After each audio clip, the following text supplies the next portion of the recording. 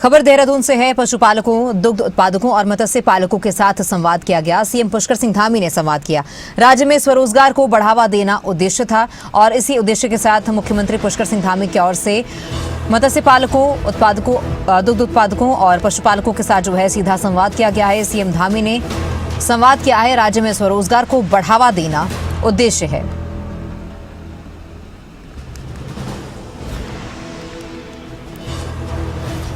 तो पशुपालकों, दुग्ध उत्पादकों और मत्स्य पालकों के साथ संवाद किया गया है। मुख्यमंत्री पुष्कर सिंह धामी ने संवाद किया है। बता दें कि सीएम धामी की ओर से संवाद किया गया। राज्य में रोजगार को बढ़ावा देना इसका मुख्य उद्देश्य है। स्वरोजगार को बढ़ावा देना उद्देश्य है और इसी उद्देश्य के साथ ये संवाद किया गया है। मत्स्य पालकों के साथ, दुग्ध उत्पादकों के साथ ये सीधा संवाद मुख्यमंत्री धामी की ओर से किया गया। आप सभी लोग अपने परिश्रम से, अपने समर्पण से, अपने संकल्प से न केवल अपने परिवारों की आजीविका को सशक्त बना रहे हैं, बल्कि उत्तराखंड राज्य और देश की अर्थव्यवस्थाओं को भी आप सबके माध्यम से नई ऊंचाइयों पर पहुंचाने का काम हो रहा है। इसमें आप सब बहुत महत्वपूर्ण योगदान दे रहे हैं और आज का ये जो संवाद कार्यक्रम है, ये हमारी सरकार आप सभी परिश्रमी साथियों के बीच में मैं विश्वास दिलाना चाहता हूँ। ये एक मजबूत सेतु का काम है। आपको योजनाओं के माध्यम से जोड़ना हो, आपको लाभार्थी योजना में सम्मिलित करना हो, या मैं जैसा अभी संवाद सुन रहा था कि सोन नदी में जिस प्रकार से पिछले वर्ष बड़ी आपदा आई थी, उस आपदा के समय में इंश्योरेंस की सुविधा देना हो।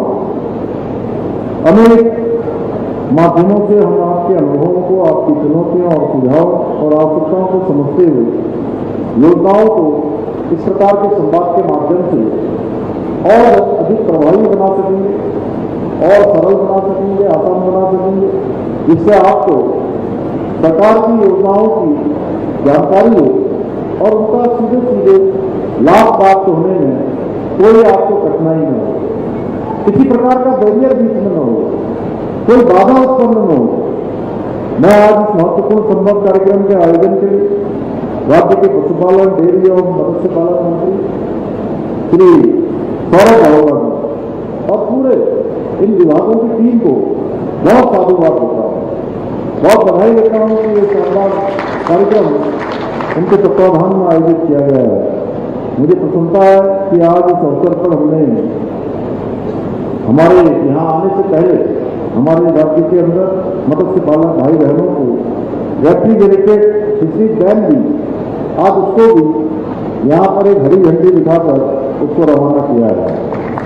और इस बैन के माध्यम से न केवल मत्स्य उत्पादों का सुरक्षित परिवहन सुनिश्चित हो सकेगा, पूरे राज्य के अंदर एक स्थान से दूसरे स्थान पर उनका परिवहन हो सकेगा, बल्कि उसकी अच्छी गुणवत्ता भी बनी रहेगी और उन्हें एक बेहतर बाजार भी उपलब्ध हो सकेगा। भाइयों बहनों, पशुपालन हमारी जो ग्रामीण जीवन शैली है उसका प्रमुख आधार रहा है। ये केवल सदियों से हमारी परंपरा और हमारी संस्कृति से जुड़ा हुआ है, बल्कि लाखों परिवारों की आजीविका का प्रमुख साधन भी रहा है। एक समय ऐसा हुआ करता था कि जिस घर में सबसे अधिक पशुधन होता था उसे सबसे समृद्ध माना जाता था। ऐसा माना जाता था कि यहाँ सबसे ज्यादा समृद्धि है, सबसे ज्यादा मतलब सभी प्रकार की आवश्यकताओं की पूर्ति है। परंतु जैसे जैसे ज्ञान विज्ञान आगे बढ़ा, ये परिवेश बदला और भूमि लोक के लगातार घटते आकार, आधुनिक जीवन शैली के प्रभाव के कारण पशुपालन का जो स्वरूप है वह भी धीरे धीरे उसमें भी परिवर्तन होने लगा, उसमें भी परिवर्तन आने लगा। लेकिन हमारे देश के यशस्वी प्रधानमंत्री श्री नरेंद्र मोदी जी का ये स्पष्ट मानना है, आत्मनिर्भर भारत का सपना तभी साकार हो सकता है जब हमारे गांव, हमारे किसान, और हमारे पशुपालक आर्थिक रूप से सशक्त हों, हर प्रकार से उनकी मजबूती हो, हर तरीके से उनका जीवन उन्नयन की ओर हो, उनका जीवन आगे बढ़े, वो विकसित भारत के संकल्प के सारथी बने। इसी सोच के साथ आज प्रधानमंत्री जी ने पशुपालन का क्षेत्र हो, डेयरी का क्षेत्र हो या मत्स्य पालन जैसे जो पारंपरिक क्षेत्र है, उन क्षेत्रों को आत्मनिर्भरता और रोजगार के सशक्त माध्यम के रूप में